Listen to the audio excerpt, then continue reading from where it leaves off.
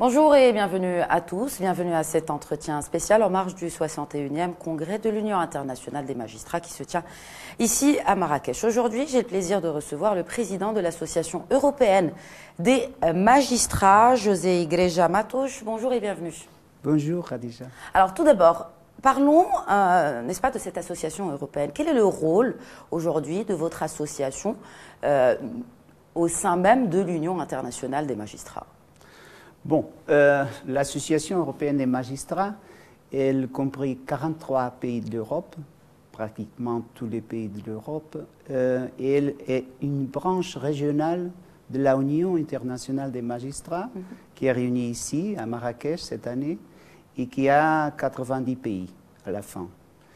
Nous sommes la plus grosse association, la plus grande association de magistrats dans les groupes régionaux, parce qu'il y a le groupe régional d'Afrique, le groupe régional de l'Amérique latine et un autre groupe régional pour l'Océanie, l'Amérique du Nord et l'Asie. L'Union internationale des magistrats existe en 1953, donc on est déjà une organisation âgée, on peut dire. Et notre préoccupation fondamentale, c'est d'essayer de défendre l'indépendance du pouvoir judiciaire. Ça, c'est pour nous le grand bout de notre organisation, la défense, l'indépendance du pouvoir judiciaire, des juges. Alors vous, en tant que groupe européen, est-ce qu'aujourd'hui, parmi les 43 pays que vous avez cités et qui adhèrent à votre association, est-ce qu'il y a aujourd'hui des pays avec lesquels vous avez du mal, en tout cas, à asseoir cette indépendance judiciaire ? L'indépendance judiciaire, ce n'est pas un projet qu'on peut dire qui est parfait en aucun pays. C'est toujours un effort. Il faut faire un effort. Même les pays qu'on dit avec une longue tradition démocratique, il y a toujours des problèmes. Ça, c'est normal. Mais on essaye à chaque pays, à chaque moment de l'histoire, de promouvoir, de défendre l'indépendance du pouvoir judiciaire. Le problème plus grand que nous avons, c'est la Turquie, évidemment. Elle fait partie de votre association, la Turquie ? Cette question, c'est très intéressant parce que la Turquie fait partie de notre organisation. C'était le 44 pays avec son association IARSAV jusqu'à 2 années en avant. Elle a été dissolue par le gouvernement et son président est en prison encore aujourd'hui. Siège du coup d'État. Exactement. On a mis en prison 4000 juges, on a expulsé un tiers du judiciaire de Turquie, et donc on a ce problème avec Turquie. Mais symboliquement, pour nous, IARSAV, même dissolue, elle continue à être avec nous. Donc nous disons que symboliquement, nous sommes 44 et pas 43. On a l'espoir qu'à l'avenir, les choses puissent se régler et nous pouvons avoir la Turquie avec nous. Parce que la Turquie, c'est un pays absolument fondamental pour l'équilibre de l'Europe et avec une tradition culturelle très importante, comme tout le monde le sait. Est-ce que vous, en tant qu'association, vous avez un champ d'action où vous pouvez mettre de la pression sur des États, sur des gouvernements, en tout cas pour asseoir plus d'indépendance pour l'appareil judiciaire, pour le pouvoir judiciaire, je ne sais pas si je dois dire autorité ou pouvoir judiciaire, mais est-ce que vous avez, en tout cas, cette force de frappe pour pousser des États à, en tout cas, avoir un système judiciaire plus transparent et beaucoup plus indépendant ? Je pense que oui, on essaye. Nous sommes une association institutionnaliste. Nous ne sommes pas politiques.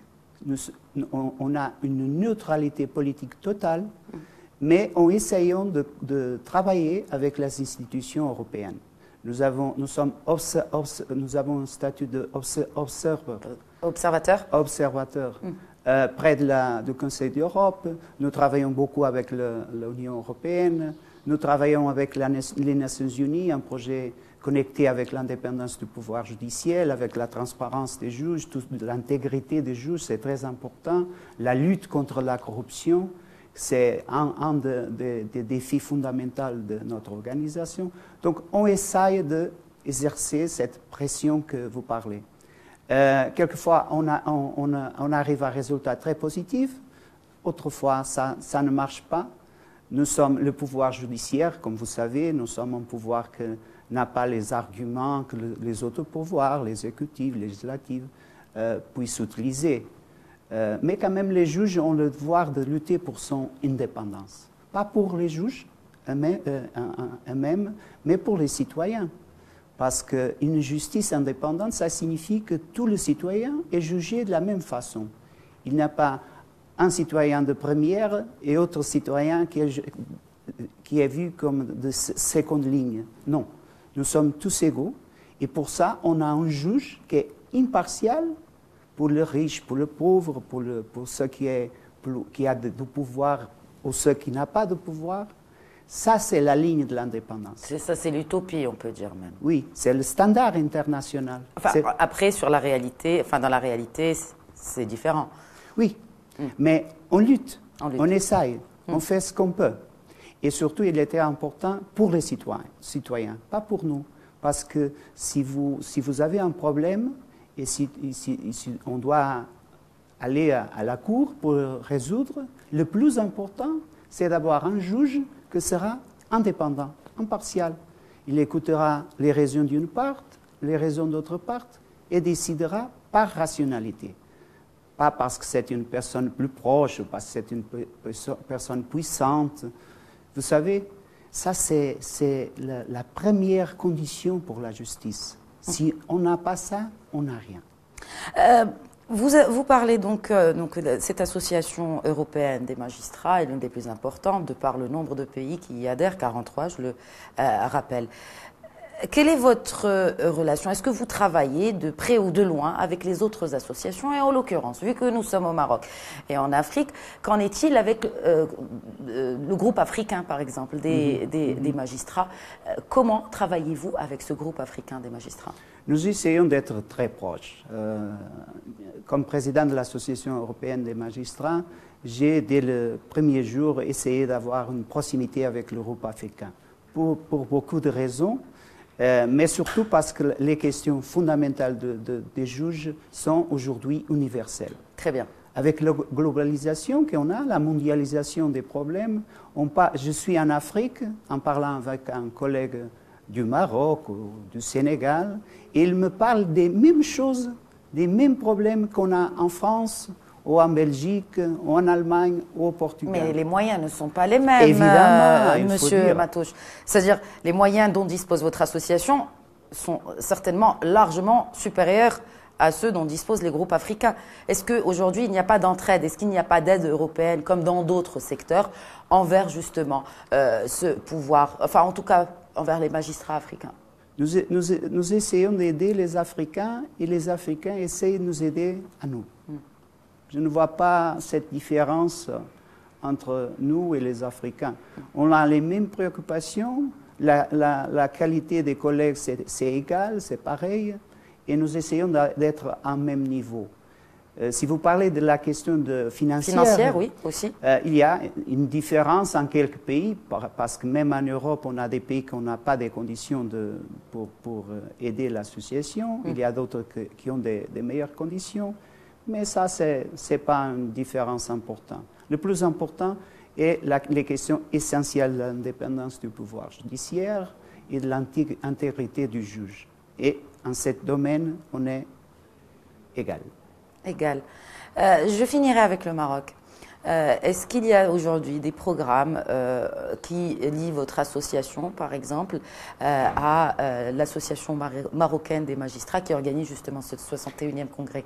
Je veux dire que hier, dans les discours des autorités judiciaires et locales, ici, j'ai été très content avec l'idée des réformes du judiciaire, car on a dit qu'elles se destinent à approfondir l'indépendance des juges, l'autonomie des ministères publics, tout ça. Je pense que le but, c'est celui-ci, on va dans le bon sens.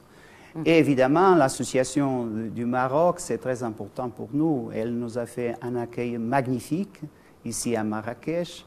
Tous les pays sont là. Il faut remercier à notre association de Maroc pour nous avoir ici. Je terminerai avec les principaux points qui remontent en tout cas des discussions qui sont organisées en marge donc, de ce 61e congrès, des workshops. Il y a cette question des réseaux sociaux. Est-ce qu'aujourd'hui, vous, en tant que magistrat, vous trouvez que ces réseaux sociaux, comme dans d'autres aspects de la vie des citoyens, sont en train de révolutionner ce pouvoir judiciaire ou en tout cas ce système judiciaire en soi? Oui, c'est une bonne question, merci. Parce que pour nous, les juges, les questions des réseaux sociaux, c'est une question très sensible. Est-ce qu'un juge peut être à Facebook et il peut dire ce qu'il veut?